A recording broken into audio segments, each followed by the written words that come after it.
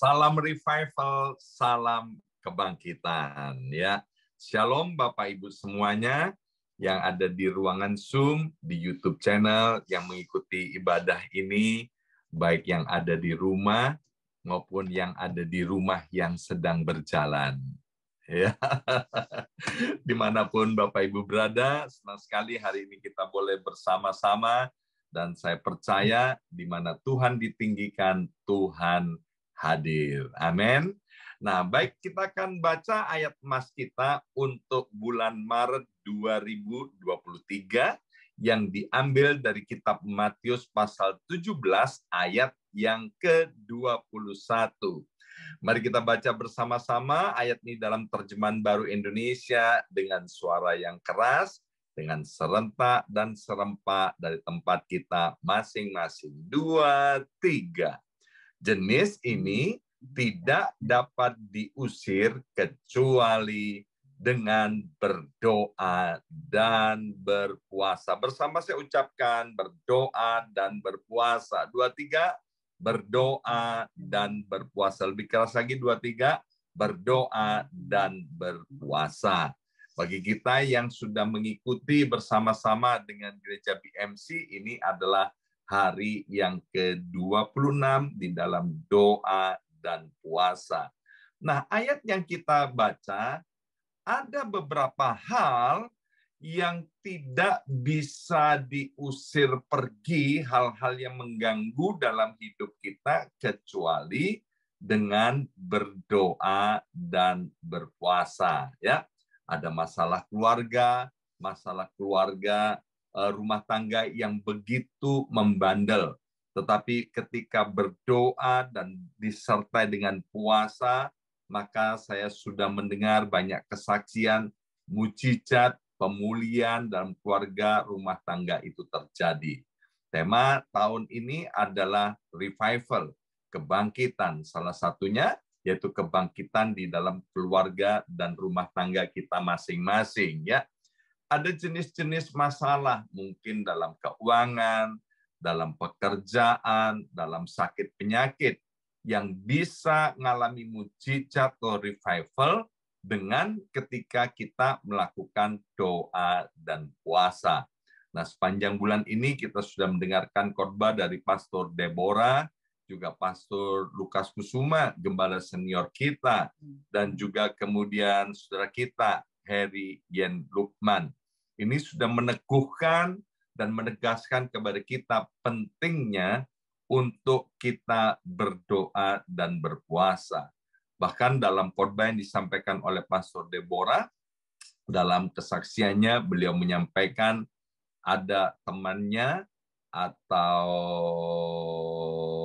jemaat yang konseling dengan Pastor Deborah, yang mana orang ini berpuasa dan berdoa sampai kurang lebih 2 tahun. Dan kemudian mereka mengalami mujizat dan miracle. Ya. Nah, Bapak Ibu sekalian, Pastor Yohanes Sunardi juga menyampaikan kepada kita bahwa dalam doa puasa, kita juga harus pandai dan bijaksana memilih makanan. Karena makanan yang kita makan itu akan menentukan kita ini sehat atau sakit. Maka itu bijaksanalah dalam memilih makanan. Pastor Yohanes juga sampaikan bahwa makanan yang kita makan, jumlah porsinya akan menentukan ukuran kita menjadi small, medium, large, atau triple L, ya, triple large, ya. Jadi hati-hati dengan porsi makanan, ya. Puji Tuhan, saya lihat wajah-wajah Bapak Ibu sekalian semuanya udah pada langsing-langsing. Ini berarti makanannya, porsinya sudah dijaga dengan baik, ya. Jangan sampai nanti udah puasa 40 hari, ya, maaf, mukanya jadi bengkak. Itu kenapa? Karena salah dalam porsi kita memasukkan makanan di dalam mulut kita, ya. Nah, hari ini saya akan berbagi dengan Bapak Ibu sekalian, yaitu menjarah musuh dengan doa puasa. Yuk bersama-sama katakan, menjarah musuh dengan doa puasa. Mari kita baca di dalam kitab 2 Tawarikh pasal yang ke-20, ayat yang pertama sampai dengan ayat yang ketiga. Kita baca bersama-sama. Ayat yang pertama, 2-3. Setelah itu, Bani Moab dan Bani Amon datang berperang melawan Yosafat bersama-sama sepasukan orang Miunim. Perhatikan ini Bapak Ibu sekalian. Jadi ada 3 musuh, ya. 3 musuh ini bersekongkol untuk berperang melawan Yosafat, yaitu Bani Moab, Bani Amon, dan juga sepasukan orang Miunim atau Edom. Ya, ada Moab, ada Amon, ada Edom, yang mereka bersama-sama mau menyerang Yosafat. Ayat yang kedua. Ya, datanglah orang memberitahukan Yosafat, suatu laskar yang besar datang dari seberang Laut Asin, dari Edom, menyerang tuanku. Sekarang mereka di Haseson Tamar, yakni En-Gedi. Ayat yang ketiga. Yosafat menjadi takut, lalu mengambil keputusan untuk mencari Tuhan. Ia menyerukan kepada seluruh Yehuda supaya berpuasa. Ya. Ayat yang ketiga, kalau kita perhatikan, waktu Yosafat melihat pasukan yang besar yang akan memerangi Yosafat, bayangkan 3 negara bersekutu menjadi satu. Yosafat menjadi takut. Ini adalah ketakutan yang wajar. Karena ini sudah kelihatan di depan mata bahwa tidak ada lagi harapan bagi Yosafat, ya. Mungkin tolong ayatnya bisa tetap ditayangkan, ya. Maka Yosafat itu kan menjadi takut, Bapak Ibu sekalian, ya. Ini adalah ketakutan yang wajar. Karena apa? Karena jumlahnya yang begitu besar. Tapi yang luar biasa begini, setelah Yosafat menjadi takut, ada kata lalu, ya. Jadi ada orang yang menjadi takut menghadapi masalah dan persoalan dalam hidupnya. Sekali lagi mungkin itu masalah keluarga, masalah kesehatan, kemudian masalah keuangan, ya.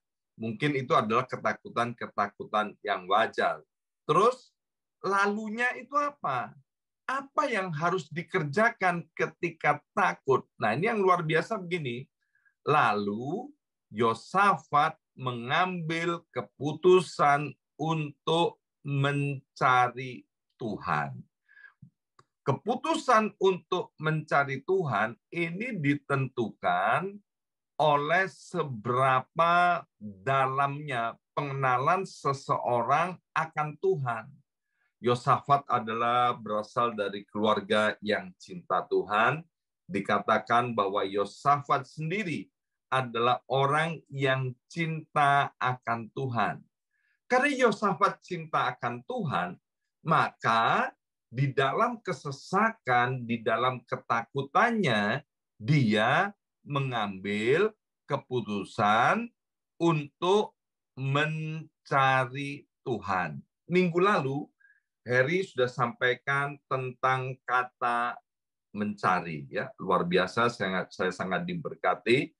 Kata mencari itu artinya kita menghentikan semua kegiatan dan fokus kepada apa yang dicari.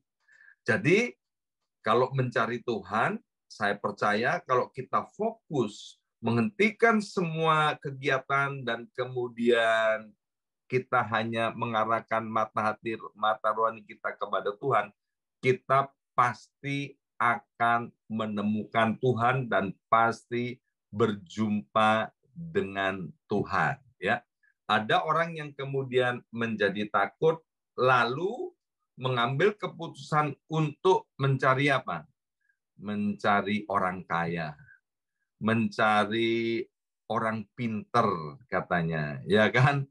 Mencari orang yang dapat menolongnya, mencari orang yang kuat, ya kan? Bahkan ada yang cari preman dan lain sebagainya. Tapi Yosafat luar biasa. Waktu dia menjadi takut, dia ngambil keputusan untuk mencari Tuhan, ya. Dan kemudian apa? Ia menyerukan kepada seluruh Yehuda, yaitu agar seluruh Yehuda itu berpuasa. Jadi Yosafat sebagai raja, dia punya tentara, Bapak Ibu sekalian, ya kan? Dia juga punya kekuatan. Tetapi waktu dalam ketakutan, dia tidak kemudian berusaha untuk mengatur strategi militernya terlebih dahulu. Enggak, tapi dia ambil keputusan untuk datang kepada Tuhan. Sebab dia tahu kekuatannya tidak seberapa. Nah, kenapa? Ada orang-orang ketika dalam keadaan takut, dia tidak mencari Tuhan. Karena dia merasa masih kuat, dia masih hebat, dan dia masih bisa untuk menghadapi masalahnya itu. Tapi sekarang kalau masalahnya sudah di leher, dia kan nyampe di leher. Ada orang yang bilang gini, udah bukan di leher lagi Pak, udah di sini, udah di bawahnya hidung, sebentar lagi mau tenggelam, ya kan? Nah, sekarang keputusannya mau cari siapa? Alkitab bilang begini, bahwa sebagai penolong dalam kesesakan, Tuhan kita Yesus Kristus amat sangat terbukti. Yang setuju katakan? Ya, amin. Ya. Nah, kemudian apa yang dikerjakan oleh Yosafat ketika dia mencari Tuhan dan berpuasa? Dalam 2 Tawarikh pasal 20 ayat yang keempat, ya, dikatakan begini. Dan Yehuda berkumpul untuk meminta pertolongan daripada Tuhan. Mereka datang dari semua kota di Yehuda untuk mencari Tuhan. Perhatian kata meminta pertolongan daripada Tuhan. Jadi dalam doa puasanya mereka meminta pertolongan daripada Tuhan. Bapak Ibu sekalian, ya, saya sudah sampaikan yang lalu, saya perlu untuk ulangi lagi bahwa meminta pertolongan daripada Tuhan itu tidak salah. Meminta pertolongan Tuhan itu adalah hal yang alkitabiah. Matius pasal 7, ya, nanti Bapak Ibu bisa baca dan renungkan. Ini ayat yang sangat terkenal. Mintalah maka kamu akan diberikan. Carilah maka kamu akan mendapat. Ketoklah maka pintu akan dibukakan kepadamu. Jadi ada orang-orang yang ngajarkan gini, kebenaran tapi sebagian. Sedangkan kita kan percaya Alkitab adalah Alkitab yang sepenuh, bukan Injil yang sebagian, Injil sepenuh. Kita percaya mulai kitab Kejadian sampai dengan kitab Wahyu. Ya kan?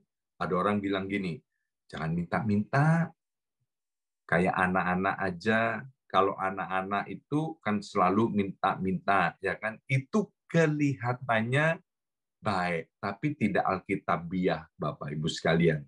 Bukankah kita semua adalah anak-anak Allah? Amin. Kalau Tuhan melarang kita untuk minta-minta, dia tentu bilang begini, jangan minta-minta. Tapi Tuhan nggak pernah ajarin begitu. Bahkan Tuhan Yesus bilang begini kepada murid-muridnya, kalau kamu mau berdoa, berdoalah Bapa kami yang ada di dalam sorga. Datanglah kerajaanmu, jadilah kehendakmu. Perhatikan, datanglah kerajaanmu, jadilah kehendakmu. Itu minta atau enggak? Ya kan? Minta dong. Berikanlah kami pada hari ini rezeki yang menjadi bagian kami secukupnya. Minta atau enggak? Mintalah. Ampunilah dosa kami seperti kami pun mengampuni orang yang bersalah kepada kami. Minta atau enggak? Itu minta. Janganlah masukkan kami ke dalam pencobaan. Minta enggak? Minta, ya. Jadi Tuhan ngajarin kita minta-minta. Yang saya sering ulang-ulang begini. Kalau kita doa, minta, tidak bekerja, itu sama dengan pengemis, ya. Sama dengan orang malas. Tapi kalau kerja tanpa doa, itu namanya sedang ada di dalam perbudakan. Karena hanya mengandalkan diri sendiri. Seorang raja yang bernama Yosafat dengan seluruh bangsanya datang kepada Tuhan, cari Tuhan, berdoa dan berpuasa. Kemudian dikatakan mereka minta pertolongan daripada Tuhan. Pada kesempatan pagi ini saya mau menegaskan kepada Bapak Ibu sekalian, di dalam doa puasa, mintalah sesuatu kepada Tuhan. Amin. Kemudian disertai dengan ucapan syukur. Bapak Ibu sekalian, itu juga adalah hal yang alkitabiah. Itu bagian yang pertama, ya. Saya mau tegaskan bahwa justru waktu kita minta kepada Tuhan itu menunjukkan kedewasaan rohani kita. Orang yang tidak berani minta kepada Tuhan, artinya orang ini tidak mengerti kebenaran firman Tuhan. Alkitab bilang, umatku binasa karena tidak berpengetahuan. Yang kedua, dalam 2 Taware pasal 20 ayat 14 sampai ayat 19 dikatakan, lalu Yahasiel bin Sakaria bin Benaya bin Matanya, seorang Lewi dari Bani Asaf, dihinggapi roh Tuhan di tengah-tengah jemaat. Dan berseru, ayat yang ke-15, camkanlah, hai seluruh Yehuda dan penduduk Yerusalem dan tuanku Raja Yosafat. Beginilah firman Tuhan kepadamu. Janganlah kamu takut dan terkejut karena laskar yang besar ini. Sebab bukan kamu yang akan berperang, melainkan Allah. 16. Besok haruslah kamu turun menyerang mereka. Mereka akan mendaki pendakian Sis, dan kamu akan mendapati mereka di ujung lembah, di muka padang gurun Yeruel. 17. Dalam peperangan ini tidak usah kamu bertempur, hai Yehuda dan Yerusalem, tinggallah berdiri di tempatmu dan lihatlah bagaimana Tuhan memberikan kemenangan kepadamu. Janganlah kamu takut dan terkejut. Majulah besok menghadapi mereka. Tuhan akan menyertai kamu. Maka hal yang kedua, Bapak Ibu sekalian, di dalam doa puasa, mereka mempercayai janji Tuhan. Mereka mempercayai firman Tuhan. Mereka mempercayai perintah Tuhan. Ya. Jadi Bapak Ibu sekalian, memang firman Tuhan itu seringkali nggak masuk akal, ya. Bayangkan, udah melihat tentara yang begitu banyak, Yosafat dalam keadaan takut, ya. Kemudian firman Tuhan berkata, jangan takut. Besok itu yang berperang bukan kamu, melainkan Allah. Waduh. Kan kita sering bilang begini, ya kalau saya konseling orang, ya kan, iya Pak Yongki, ya kan, nggak menghadapi. Coba kalau Pak Yongki ada di posisi saya, apalagi Bu Yongki, paling sering dimarahin, ya kan. Enak Bu Yongki ngomong doang, ya kan. Coba kalau Bu Yongki ada di posisi saya, ya kan? Ini kan Yosafat bisa marahin tuh, marahin Yahasiel bin Sakaria bin Benaya bin Metanya. Kamu itu tadi suara dari Tuhan atau suara dari hantu, ya kan? Enak aja, jangan takut. Kamu tahu nggak ini udah tadi bukan seleher lagi, udah di sini. Udah gitu, kamu bilang yang akan berperang itu bukan kamu, melainkan Allah. Gimana? Allah yang nggak kelihatan mau berperang ganti ini. Hal itu nggak masuk akal. Ya kan? Bapak Ibu sekalian, firman Tuhan itu memang seringkali tidak masuk akal. Janji-janji Tuhan kayaknya, ya kan? Janji-janji yang indah aja, ya kan? Enak didengar, tapi pada kenyataannya kayaknya, ya. Keisha sering kali bilang begini, tempo hari saya diajarin, ya kan, too good to be true, katanya, ya kan. Enak didengar, kelihatannya terlalu bagus untuk menjadi kenyataan, ya. Apalagi dikatakan nanti waktu perang, ya, kamu harus turun nyerang mereka. Wong sudah takut disuruh menyerang, ya kan? Setelah itu nanti waktu kamu mau nyerang, terus kamu berdiri aja di situ. Tambah nggak masuk akal. Ya kan, ini kan setoran nyawa, nanti akan mati kengangguran ini. Tapi luar biasa, ya kan?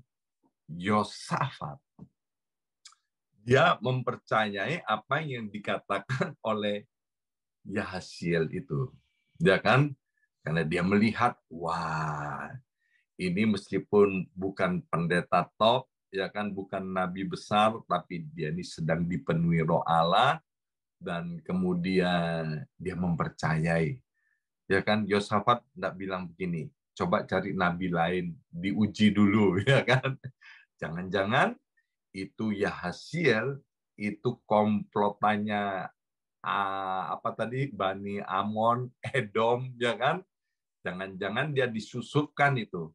Ini kalau waktu kita suruh nyerang, terus setelah dekat suruh diem aja. Waduh, ini nggak masuk akal. Alkitab bilang begini, Bapak Ibu sekalian, iman timbul dari pendengaran. Pendengaran akan apa? Pendengaran yaitu akan firman Tuhan, ya. Nah, luar biasa, Yosafat itu percaya akan firman Tuhan tadi meskipun tidak masuk akal. Nah, dalam doa puasa saya akan mengencourage Bapak Ibu sekalian, ya, untuk membaca firman Tuhan, ya. Jangan hanya puasa-puasa, doa-doa tanpa membaca firman Tuhan. Tujuannya apa? Untuk membaca firman Tuhan, yaitu agar Bapak Ibu sekalian imannya itu jadi timbul, ya. Saya nggak minta banyak-banyak sama Bapak Ibu sekalian, bacalah Amsal sesuai dengan tanggalnya. Hari ini tanggal 26, bacalah pagi hari 10 ayat, siang 10 ayat, nanti mau tidur sisanya, ya. Saya senang ada beberapa orang yang sudah mulai mempraktekkan apa yang saya sampaikan, ya. Dan itu akan menyebabkan iman kita akan semakin dikuatkan dan kita akan semakin mengenal siapa Allah yang kita sembah. Sehingga apa yang akan kita hadapi di hari-hari yang akan datang, mungkin hal-hal itu begitu menakutkan seperti yang dihadapi oleh Yosafat. Alkitab tidak bilang begini, Yosafat ketika menghadapi hal yang menakutkan itu dia jadi panik. Enggak. Sama sekali Yosafat tidak panik. Maka itu dia bisa mengambil keputusan dengan baik, dengan kepala dingin, dengan pikiran yang jernih. Yaitu apa? Keputusannya mencari Tuhan dan berpuasa. Orang yang panik itu seringkali salah dalam mengambil keputusan. Ya, itu bagian yang kedua, Bapak Ibu sekalian. Jadi di dalam doa puasa, percayai firman Tuhan, percayai janji Tuhan, percayai perintah Tuhan. Dan sekarang kita lihat di bagian yang ketiga, dari 2 Tawarikh pasal 20 ayat 18 sampai 19. Dikatakan begini, lalu berlututlah Yosafat dengan mukanya ke tanah. Seluruh Yehuda dan penduduk Yerusalem pun sujud di hadapan Tuhan dan menyembah kepadanya.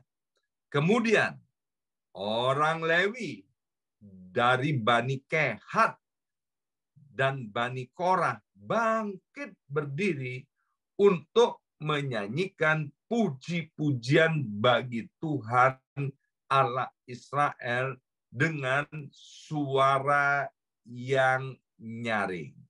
Jadi hal yang ketiga, Bapak Ibu sekalian, Yosafat dengan seluruh bangsa Yehuda itu, ketika mereka berdoa dan berpuasa, mereka itu menjadi bersemangat. Bersama saya ucapkan bersemangat. 2, 3, bersemangat.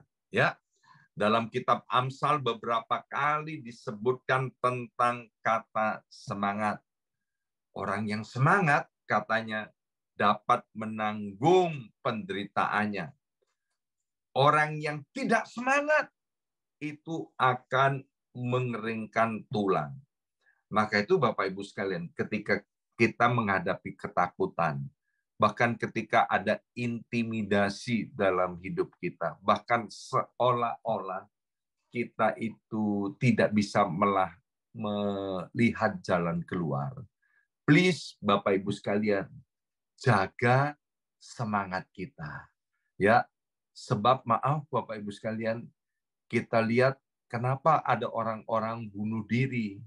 Karena mereka udah nggak semangat lagi. Mereka nggak semangat hidup lagi. Mereka nggak bisa melihat jalan itu. Sehingga kemudian mereka pakai pikiran sempit dan dia panik. Kemudian pakai jalan pintas, yaitu bunuh diri.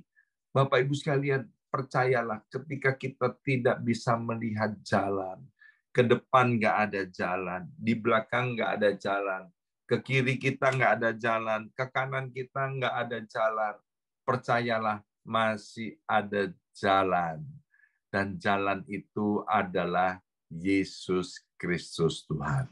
Maka itu Yesus bilang begini, akulah jalan, akulah kebenaran, dan akulah kehidupan. Ya, maka itu Bapak Ibu sekalian, ayo tetap semangat apapun yang terjadi. Dan orang-orang Israel ini, orang-orang Yahudi ini, Bapak Ibu sekalian, mereka saking semangatnya di dalam doa puasa, mereka percaya akan janji Allah. Setelah mereka meminta pertolongan daripada Tuhan, mereka bangkit dan kemudian menyanyikan pujian bagi Tuhan. Dikatakan dengan suara nyaring. Meskipun puasa, masih bisa nyanyi dengan suara nyaring. Ya, tadi Marcel sudah sampaikan dengan begitu bagus bagaimana Paulus dan Silas ketika ada di dalam penjara, itu ditulis di Kisah Rasul pasal 16, ya kan? Waktu itu Paulus dan Silas dipasung, Bapak Ibu sekalian, kemudian dijaga oleh tentara berlapis-lapis, ya. Kalau nggak salah ingat ada 3 lapisan itu. Sehingga nggak bisalah yang namanya Paulus dan Silas keluar dari penjara. Paulus dan Silas di penjara bukan karena perbuatan jahat, tapi Paulus dan Silas di penjara karena dia bersaksi dan memberitakan Injil. Tetapi Paulus dan Silas yang terancam dengan hukuman mati, dia tidak patah semangat. Paulus dan Silas menaikkan pujian seperti yang tadi dikatakan oleh Marcel. Dan kemudian apa? Terjadi gempa bumi yang tidak masuk akal, Bapak Ibu sekalian. Bayangkan gempa bumi itu bisa mematahkan pasung-pasungnya Paulus dan Silas, bisa mematahkan rantai-rantainya. Sementara tulang-tulangnya Paulus dan Silas, orang Surabaya bilang gini, nggak merotolin itu, ya kan, tetap utuh, nggak masuk akal. Itulah Tuhan kita, Bapak Ibu sekalian. Pertolongan daripada Tuhan itu seringkali tidak masuk akal. Tetapi yang penting di sini kita harus bersemangat, ya kan? Maka itu kenapa saya sering berkata, semangat pagi, ya kan? Supaya Bapak Ibu jangan bosan-bosan untuk terus bersemangat. Ingat, iblis itu suka mengintimidasi kita, ya kan? Kita tahu iblis datang untuk mencuri, membunuh, dan membinasakan. Salah satunya yang dicuri itu adalah semangat. Ya, apapun betapa besarnya masalah dan persoalan kita, jangan pernah patah semangat. Harus tetap semangat. Bahkan di dalam keadaan seperti itu, tirulah, ya kan, Yosafat, tirulah orang-orang Israel ini. Mereka dengan suara yang nyaring memuji-muji Tuhan. Waktu Ibu Yongki saya tinggalkan, Bapak Ibu sekalian, saya ditelepon oleh salah satu keluarga, ya kan, kamu pulang, segera pulang, istrimu udah hampir gila. Dia ceritakan keadaan Bu Yongki, dia kan itu nyanyi dengan suara yang nyaring, nggak peduli seisi rumahnya, dia nggak peduli kiri kanannya, sehingga orang-orang menganggap istri saya hampir gila. Masih ingat nggak Daud? Ya kan? Daud itu memuji-muji Tuhan juga seperti orang gila. Ya kan? Daud nggak gila, Bu Yongki nggak gila, Bapak Ibu sekalian ya. Tapi dia bersemangat untuk menghadapi masalah. Mengapa bersemangat? Karena pegang janji Tuhan. Mengapa bersemangat? Karena sudah minta tolong kepada Tuhan. Mengapa bersemangat? Karena Tuhan pasti tolong, Tuhan pasti memberi apa yang diminta. Cuman kita perlu tunggu waktunya Tuhan. Kemarin Pastor Aris Zulkarnain, kalau Bapak Ibu perhatikan, ya, dalam salah satu bagian dia bilang begini, Tuhan kita itu nggak bisa diatur-atur, ya kan? Harus begini, waktunya harus begini, caranya begini. Kalau yang bisa diatur-atur, maaf, Pastor Aris bilang begini, itu namanya dewa, ya kan? Maaf, itu namanya paranormal. Jadi bisa diatur-atur. Tuhan, dia Allah yang berdaulat. Dia nggak bisa diatur-atur, Bapak Ibu sekalian. Serahkan semuanya kepada Tuhan. Dan percayalah, pasti Tuhan itu akan berperang ganti kita. Yang terakhir, dari 2 Tawarik pasal 20 ayat 22 sampai dengan 25 dikatakan begini. Ketika mereka mulai bersorak-sorai dan menyanyikan nyanyian pujian, dibuat Tuhanlah penghadangan terhadap Bani Amon dan Moab dan orang-orang dari pegunungan Seir atau Edom yang hendak menyerang Yehuda. Sehingga apa? Sehingga mereka terpukul kalah. Ayat 23. Lalu Bani Amon dan Moab berdiri menentang penduduk pegunungan Sir atau Edom, hendak menumpas dan memunahkan mereka. Ya, tadi kan mereka kongsian nih orang tiga. Amon, Moab, dan Edom, penduduk pegunungan Sir itu, ya kan? Tapi aneh, ketika orang-orang Israel ini menyembah dan memuji Tuhan, berteriak-teriak memuji Tuhan, malah yang terjadi adalah Amon dan Moab, mereka bersekutu. Kemudian yang dibinasakan bukan Yosafat, tapi yang dibinasakan adalah penduduk pegunungan Seir atau Edom. Ya, dan dikatakan begini, segera sesudah mereka membinasakan penduduk Seir, mereka saling membunuh. Coba, saudara, kan luar biasa, ya kan? Amon, Moab bersekongkol. Dia bunuh orang-orang Edom. Setelah orang-orang Edom dibunuh semuanya, Amon dan Moab bunuh-bunuhan. Mereka bunuh-bunuhan. Mereka bukan membunuh Yosafat. Mereka bukan membunuh penduduk Yehuda itu. Tapi mereka saling bunuh-bunuhan. Lihat ayat yang ke-24. Ketika orang Yehuda tiba di tempat peninjauan di padang gurun, mereka menengok ke tempat laskar itu.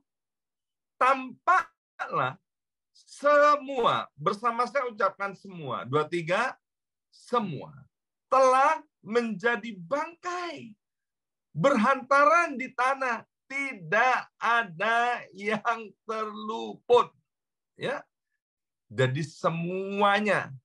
Jadi nggak ada satu orang pun yang hidup, namanya semua. Tidak ada yang terluput katanya. Ayat 25. Lalu Yosafat dan orang-orangnya turun untuk menjarah barang-barang mereka. Mereka menemukan banyak ternak, harta milik, pakaian, dan barang-barang berharga. Yang mereka rampas itu lebih banyak daripada yang dapat dibawa. 3 hari lamanya mereka menjarah barang-barang itu karena begitu banyaknya. Ya, berapa hari mereka menjarah barang-barang itu? 3 hari, ya kan? Terjemahan lain bilang begini, terjemahan lain, ya kan? Udah 3 hari itu dijarah. 3 hari sampai capek dia. Kok nggak habis-habis, ya kan? Karena udah capek, terus sisanya itu ditinggalkan, Bapak Ibu sekalian. Itu di terjemahan lain bilang begitu. Ya, saya udah sampaikan begini. Saya berulang-ulang saya pernah sampaikan. Kalau kita dengan kekuatan kita sendiri, karena tangan kita kecil, Bapak Ibu sekalian, maka hasilnya pasti kecil.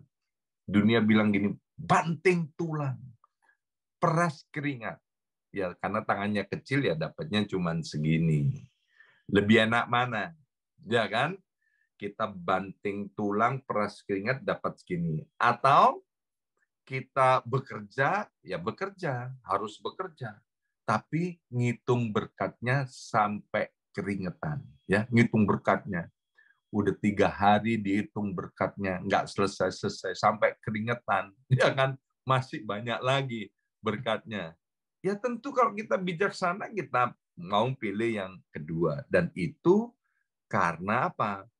Karena Tuhan yang menyertai dan Tuhan yang memberkati. Sebab tangan Tuhan bukan lagi besar, tapi amat sangat besar. Makanya saya suka sekali berdoa, saya bilang gini, Tuhan ulurkan tanganmu kepada anak-anakmu, tangan yang maha kuasa, tangan yang penuh berkat itu. Engkau memperluas dada kekuasaan anak-anakmu, engkau memberkati berlimpah-limpah. Sebab kalau Tuhan yang memberkati kita, kita akan keringetan untuk apa? Untuk menghitung berkat-berkat Tuhan. Ya, hari ini Bapak Ibu sekalian, ayo kita terus Bapak Ibu sekalian untuk berdoa dan berpuasa. Sebab apa? Yang keempat tadi, dalam doa puasa itu musuh dikalahkan dan kita akan memperoleh jarahan yang berlimpah. Ayo baca bersama-sama statement ini 2-3. Dalam doa puasa musuh dikalahkan dan kita akan memperoleh jarahan yang berlimpah-limpah. Hari ini, pesan Tuhan buat setiap kita, Bapak Ibu sekalian, di dalam doa puasa itu akan menyebabkan musuh-musuh kita yang kelihatannya begitu besar dan menakutkan, itu akan dikalahkan. Kita kalahkan, bukan kita. Sebab yang bertempur itu adalah Tuhan sendiri. Dan percayalah, kita akan mengalami kemenangan yang besar dan bukan sekedar menang, tapi kita juga akan memperoleh jarahan yang berlimpah. Hari ini Bapak Ibu sekalian, keluarga kami boleh dipulihkan oleh Tuhan, bukan sekedar mengalami kemenangan, ya, tapi Tuhan mengembalikan apa yang dulu pernah ada. Tuhan kembalikan, bahkan lebih daripada yang kami pikirkan. Dan saya percaya dalam hidup saya akan ada banyak hal-hal yang Tuhan nyatakan. Ya, saya berkata kepada teman-teman, hidup saya ini sudah ada di angka 8. Saya percaya akan ada angka 9 dan angka 10. Dan itu adalah doa saya juga untuk Bapak Ibu sekalian. Sebab apa? Tuhan itu adalah Allah yang hidup. Dan kita ini adalah anak-anaknya. Ya, Yosafat itu kenapa dia berani kepada Tuhan? Karena dia tahu identitas dan jati dirinya. Tapi identitas dan jati dirinya itu hanya sebatas sebagai umat Allah. Tapi kita ini bukan lagi disebut umat Allah. Kita adalah anak-anak Allah. Amin. Kita anaknya. Kita adalah anak Bapak kita yang ada di dalam sorga.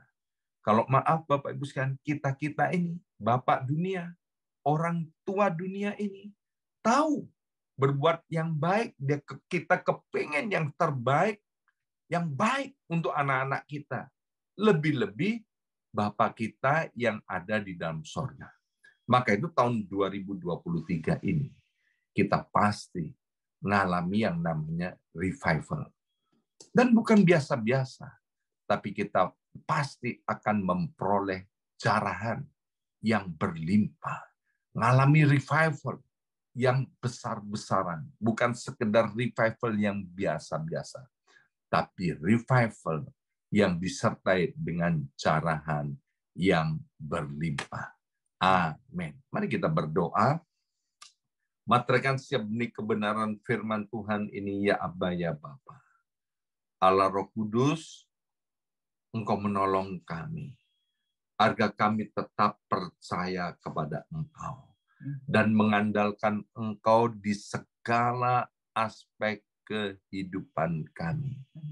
Dan kami percaya hal-hal yang menakutkan, yang ada di dalam hidup kami, atau yang sedang kami hadapi, seolah-olah kami tidak bisa melihat jalan keluar itu.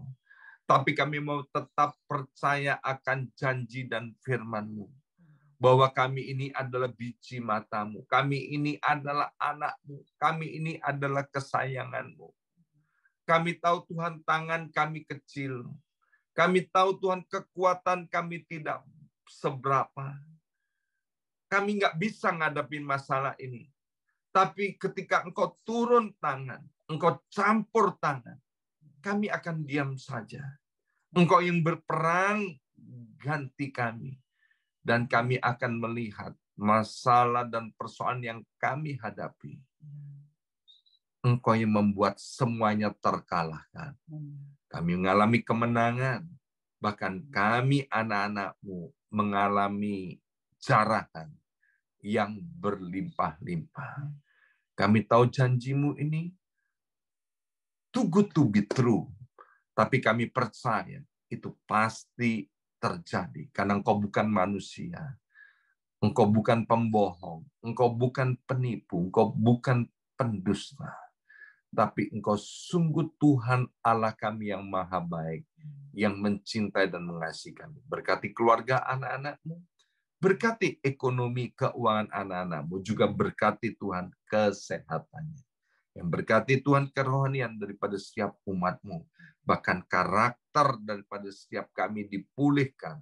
Kami serupa dengan Kristus.